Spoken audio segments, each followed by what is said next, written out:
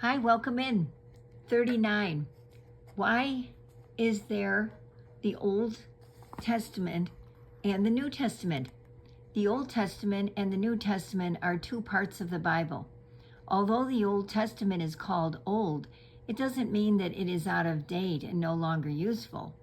The Old Testament is about the Old Covenant, an agreement between God and man. The New Testament is about God's new agreement of grace.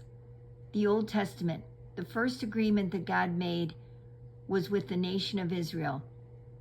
They were to obey the Ten Commandments as well as other rules. This was called the law. If they kept the law, God would bless their nation. Deuteronomy 4, verses 1 to 2. At first, the Israelites agreed to obey these laws. Exodus 24, verse 7. But it wasn't long before they disobeyed God. So God made another agreement with his people that, by faith, they could have their sins covered by sacrificing an animal. Leviticus 4, verse 20. However, their sins would only be covered, not taken away. Hebrews 10, verse 4.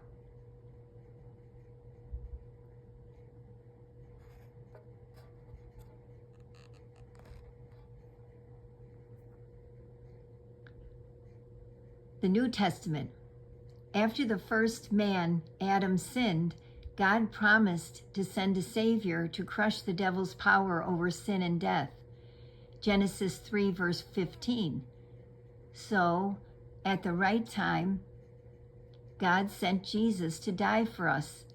He died as the perfect sacrifice to buy our freedom from the law we couldn't keep and adopted us as his very own children. Galatians 4, verses 4 to 5. This is God's new agreement with all people of every nation, that by faith, anyone could have their sins forgiven, taken away, through the death of Jesus.